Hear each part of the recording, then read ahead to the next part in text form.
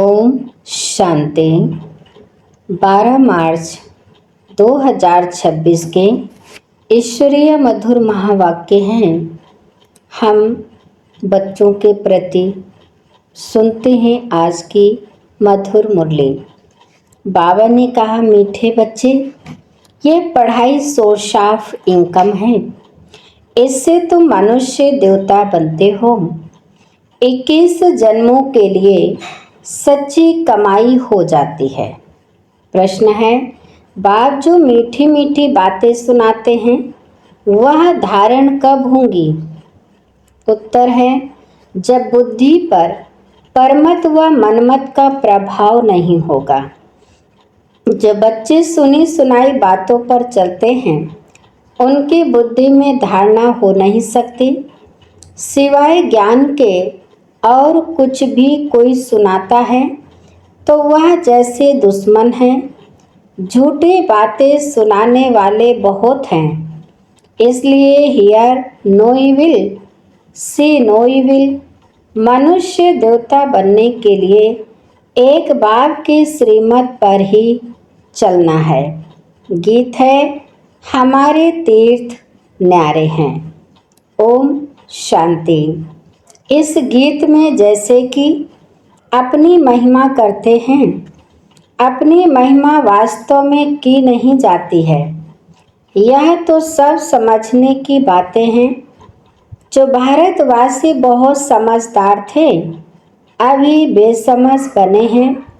अब प्रश्न उठता है, समझदार कौन थे? यह कहाँ भी लिखा हुआ नहीं है। तुम हो गुप्त। कितनी वंडरफुल बातें हैं। एक तो बाप कहते हैं, मेरे द्वारा ही बच्चे मुझे जान सकते हैं, फिर मेरे द्वारा सब कुछ जान जाते हैं। सृष्टि के आदि मध्य अंत का जो खेल है उनको समझ जाते हैं और कोई भी नहीं जानते। और एक मुख्य भूल की है, जो निराकार परमपिता परमात्मा शिव के बदले श्री कृष्ण का नाम डाल दिया है। पहला नंबर शास्त्र जिनको श्रीमद् भगवत गीता कहते हैं वही रोंग हो गया है। इसलिए पहले पहले तो सिद्ध करना है कि भगवान एक है, फिर पूछना है गीता का भगवान कौन? भारत का आदि सनातन देवी देवता धर्म है। अगर नया धर्म कहें तो ब्राह्मण धर्म ही कहेंगे। पहले चोटी है ब्राह्मण, फिर देवताएं। ऊंच से ऊंच ब्राह्मण धर्म है। जो ब्राह्मण ब्रह्मा द्वारा परमपिता परमात्मा रचते हैं वही ब्राह्मण फिर देवता बनते हैं। मुख्य बात है, भगवान सबका बाप है, नई दुनिया का रचयिता। जरूर नई दुनिया ही रचेंगे ना। नई दुनिया में नया भारत होता है। जन्म भी भारत में लिया है। भारत को ही स्वर्ग बना रहे हैं ब्रह्मा द्वारा। तुमको अपना बनाकर फिर पढ़ाते हैं मनुष्य देवता बनाने। पहले तुम शूद्र वर्ण के थे, फिर आए ब्राह्मण वर्ण में, फिर दैवी वर्ण में। पीछे वृद्धि होती रहती है। एक धर्म से अनेक धर्म हो जाते हैं। ताल टालियाँ भी सब धर्मों की बन जाती हैं। हर एक धर्म से निकलती हैं 3 ट्यूब्स होती है ना। यह है मुख्य। हर एक से अपनी अपनी शाखाएं निकलती हैं। मुख्य है फाउंडेशन, फिर 3 ट्यूब्स हैं मुख्य। थुर है आदि सनातन देवी देवता धर्म का, जो अभी सब राजयोग सीख रहे हो। देलवाड़ा मंदिर बड़ा अच्छा बना हुआ है, उनमें सारी समझानी है। बच्चे यहाँ बैठे हैं। कल पहले भी तुमने राजयोग की तपस्या की थी। जैसे क्राइस्ट का यादगार क्रिश्चियन देश में है, वैसे तुम बच्चों ने यहाँ तपस्या की है, तब तुम्हारा भी यादगार यहाँ है बड़ा सहज। परंतु कोई भी जानते नहीं हैं। सन्यासी लोग तो कह देते हैं यह सब कल्पना है। जैसी जो कल्पना करे तुम्हारे लिए भी कहते हैं यह चित्र आदि सब कल्पना से बनाए हैं। जब तक बाप को जाने कल्पना ही समझते हैं। नॉलेज फुल तो एक बाप है ना। तो मुक्ति है बाप का परिचय देना। वह बाप स्वर्ग का वर्षा देते हैं। कल्प पहले भी दिया था, फिर 84 जन्म लेना पड़े। भारतवासियों के ही 84 जन्म होते हैं। फिर संगम युग पर बाप आकर राजधानी की स्थापना करते हैं। तुम बच्चों ने बाप द्वारा समझा है। जब अच्छी रीति समझें, बुद्धि में बैठे तब खुशी भी रहे। यह पढ़ाई बड़ी सोर्स ऑफ इनकम है। पढ़ाई से ही मनुष्य बैरिस्टर आदि बनते हैं। लेकिन यह पढ़ाई मनुष्य देवता बनने की है। प्राप्ति कितनी भारी है। इन जैसी प्राप्ति कोई करा न सके। ग्रंथ में गाया हुआ है, मनुष्य से देवता किए करत न लागी वार। परंतु मनुष्यों की बुद्धि चलती नहीं। जरूर वह देवी देवता धर्म प्रायः लोप हो गया है। तब तो लिखते हैं मनुष्य देवता बने। देवता सतयुग में थे। उन्हों को जरूर भगवान ने संगम पर रचा होगा। कैसे रचा यह नहीं जानते। गुरु नानक ने भी परमात्मा की महिमा गाई है। उन जैसी महिमा कोई ने नहीं गाई है। इसलिए ग्रंथ को भारत में पढ़ते हैं। गुरु नानक का कलयुग में अवतार होता है। वह है धर्म स्थापक। राजाई तो पीछे हुई है। बाप ने तो यह देवी देवता धर्म स्थापन किया है। वास्तव में नई दुनिया ब्राह्मणों की ही कहें, चोटे भल ब्राह्मणों की है। परंतु राजधानी देवी देवताओं से शुरू होती है। तुम ब्राह्मण रचे हुए हो। तुम्हारी राजधानी नहीं है। तुम अपने लिए राजधानी स्थापन करते हो। बड़ी वंडरफुल बातें हैं। मनुष्य तो कुछ नहीं जानते हैं। पहले पहले अपने को मालूम हुआ तो अपने द्वारा दूसरों को मालूम होता है। तुम शूद्र से ब्राह्मण बने हो। ब्रह्मा को भी अभी बाप द्वारा मालूम पड़ा है। एक को बताया तो बच्चों को भी बताना होता है। उनके तन द्वारा तुम बच्चों को बैठ समझाते हैं। यह है अनुभव की बातें। शास्त्रों से तो कोई कुछ भी समझ ना सके। बाप कहते हैं सारे कल्प में एक ही बार मैं ऐसे ही आकर समझाता हूँ और अनेक धर्मों का विनाश, एक धर्म की स्थापना कराता हूँ। यह 5000 वर्ष का खेल है। तुम बच्चे जानते हो हमने 84 जन्म लिए हैं। विष्णु के नाभि से ब्रह्मा दिखाते हैं। ब्रह्मा और विष्णु यह किसके बच्चे हैं?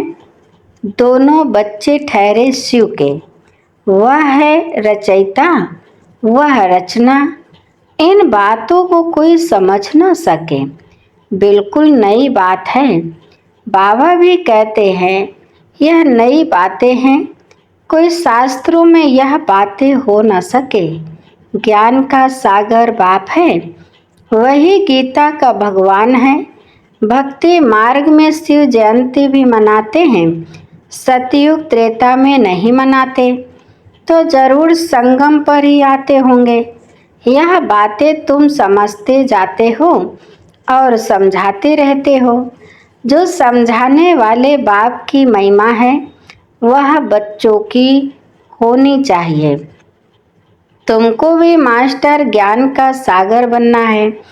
प्रेम का सागर, सुख का सागर यहाँ बनना है।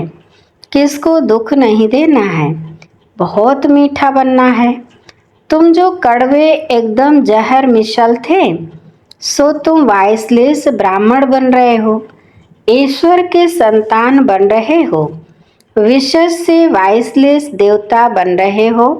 आधा कल्प तुम पतित बनते बनते अभी बिल्कुल जर्जरी भूत अवस्था को पाए हुए हो।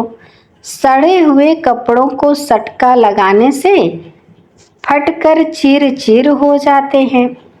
यहाँ भी ज्ञान के सटके लगाओ तो पुर्जा पुर्जा हो जाते हैं। कोई कपड़ा ऐसा मैला है जो साफ करने में बहुत टाइम लगता है, फिर वहाँ भी हल्का पद मिल जाता है। बाबा धोबी है, तुम भी साथ में मददगार हो। धोबी भी नंबरवार होते हैं, यहाँ भी नंबरवार हैं।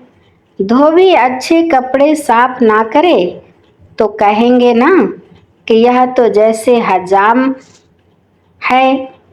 आजकल कपड़े साफ धुलाने सीखे हैं।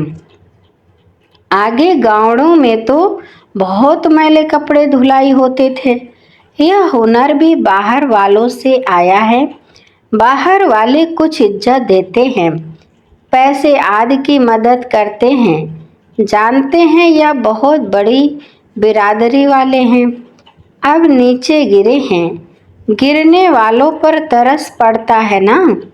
बाप कहते हैं तुमको कितना धनवान बनाया था, माया ने क्या हालत कर दी है।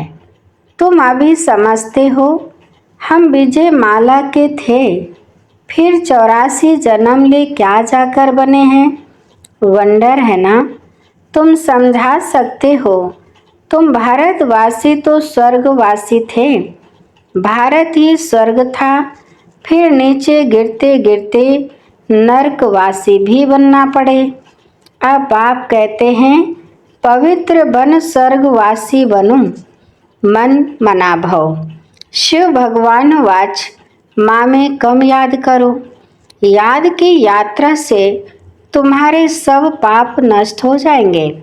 शास्त्रों में लिखा है श्री कृष्ण ने भगाया पटरानी बनाने। तुम सब पढ़ रहे हो, पटरानी बन रहे हो, परंतु इन बातों को कोई समझ नहीं सकते हैं। अब बाप ने आकर बच्चों को समझाया है। बाप कहते हैं मैं कल्प कल्प तुमको समझाने आता हूँ, तो पहले भगवान एक है यह सिद्ध कर, फिर बताओ गीता का भगवान कौन है। राजयोग किसने सिखाया है। भगवान ही ब्रह्मा द्वारा स्थापना कराते हैं और विनाश फिर पालना कराते हैं। यह जो ब्राह्मण हैं वही फिर देवता बनते हैं। यह बातें भी समझ में उन्हों को आएंगी जिन्होंने कल पहले समझा है। सेकंड बाई सेकंड जो हुआ इस समय तक समझेंगे। ड्रामा में तुम्हें बहुत पुरुषार्थ करना है, यह तो बच्चे समझते हैं। अभी हमारी वह अवस्था नहीं हुई है, टाइम लगेगा। कर्मातीत अवस्था हो जाए तो फिर सब नंबर 1 पास हो जाएं, फिर तो लड़ाई भी लग जाती, आपस में खिटपिट चलती ही रहेगी। तुम जानते हो जहाँ तहाँ देखो लड़ने की तैयारियां कर रहे हैं, सब तरफ तैयारियां कर रहे हैं। तुमने जो कुछ दिव्य दृष्टि से देखा है वह फिर इन आँखों से देखना है। विनाश का साक्षात्कार किया है, फिर वैसे आँखों से देखेंगे। स्थापना का भी साक्षात्कार किया है, फिर प्रैक्टिकल में राजाई भी देखेंगे। तुम बच्चों को तो बहुत खुशी होनी चाहिए। यह तो पुराना तन है, योग से आत्मा पवित्र बन जाएगी। फिर यह पुराना शरीर भी छोड़ना है। 84 जन्मों का चक्र पूरा होता है, फिर जरूर सबको नए शरीर मिलेंगे। यह भी समझने की बहुत सहज बातें हैं, समझा भी सकते हैं। कलयुग के बाद सतयुग जरूर होगा, अनेक धर्मों का विनाश जरूर होगा, फिर आदि सनातन देवी देवता धर्म की स्थापना अर्थ बाप को आना पड़े। अभी तुम ब्राह्मण बने हो देवता बनने के लिए, दूसरे कोई हो न सके। तुम जानते हो हम शिव बाबा के बने हैं। शिव बाबा हमको वर्षा दे रहे हैं। शिव जयंती माना ही भारत को वर्षा मिला। शिव बाबा आया, क्या कर किया? इस्लामी, बौद्धी आदि ने तो आकर अपना धर्म स्थापन किया। बाप ने आकर क्या किया? जरूर स्वर्ग की स्थापना की। कैसे स्थापना की, कैसे स्थापना होती है सो तुम अभी जानते हो। फिर सतयुग में यह सब भूल जाएंगे। यह भी समझते हो 21 जन्मों का वर्षा अभी हम ले लेते हैं। यह ड्रामा में नूंद है। भल वहाँ समझेंगे यह बाप है, यह बच्चा है। बच्चे को वर्षा मिलता है, परंतु यह प्रारब्ध है अभी की। सच्ची कमाई कर 21 जन्मों के लिए तुम वर्षा अभी पा रहे हो। 84 जन्म तो लेने ही हैं। सतो प्रधान से फिर शतो रजो तमो में आएंगे। यह अच्छी रीति याद करने से फिर खुशी में भी रहेंगे। समझाने में बड़ी मेहनत लगती है। जब समझ जाते हैं तो उनको बड़ी खुशी होती है।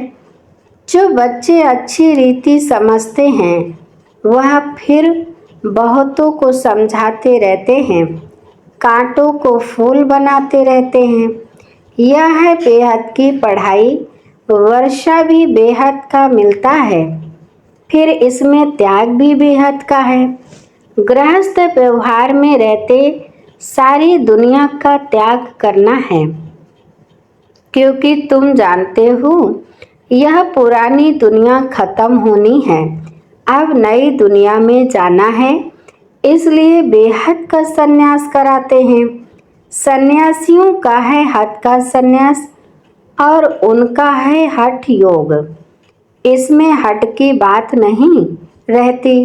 यह तो पढ़ाई है। पाठशाला में पढ़ना है मनुष्य से देवता बनने के लिए। शिव भगवान वाच श्री कृष्ण हो न सके, उनको हेवेनली गॉड फादर नहीं कहेंगे, हेवेनली प्रिंस कहेंगे। तो कितनी मीठी मीठी बातें समझने और धारण करने की हैं। दैवी लक्षण भी चाहिए। कभी भी सुनी सुनाई बातों पर नहीं लगना चाहिए। व्यास की लिखी हुई बातों पर लगते लगते बुरी गति हुई है ना। सिवाय ज्ञान के और कुछ सुनाते हैं तो समझो यह हमारा दुश्मन है, दुर्गति में ले जाते हैं। कभी भी परमत पर नहीं लगना चाहिए। मनमत परमत पर चला तो यह मरा। बाप समझाते रहते हैं, झूठी बातें बोलने वाले तो बहुत हैं, तुमको बाप से ही सुनना है। Hear no evil, see no evil. बाप दादा आए ही हैं मनुष्य देवता बनाने, तो उनके श्रीमत पर चलना चाहिए। अच्छा, बाप दादा बच्चों से नमस्ते करते मीठे मीठे शिकिल दे बच्चों प्रति माता पिता बाप दादा का याद प्यार और गुड मॉर्निंग। रूहानी बाप की रूहानी बच्चों को नमस्ते। हम रूहानी बच्चों की रूहानी माता पिता बाप दादा को याद प्यार और गुड मॉर्निंग। नमस्ते नमस्ते नमस्ते। धारणा के लिए मुख्य सार नंबर 1, यहाँ बाप समान सुख का सागर, प्रेम का सागर बनना है। सर्वगुण धारण करने हैं, किसी को भी दुख नहीं देना है। नंबर 2, सुनी सुनाई बातों पर कभी विश्वास नहीं करना है, परमत पर नहीं चलना है। hear no evil, see no evil। वरदान है, मैंपन के बोझ को समाप्त कर प्रत्यक्ष फल का अनुभव करने वाले बालक सो मालिक भव। मैंपन के बोझ को समाप्त कर प्रत्यक्ष फल का अनुभव करने वाले बालक सो मालिक भव।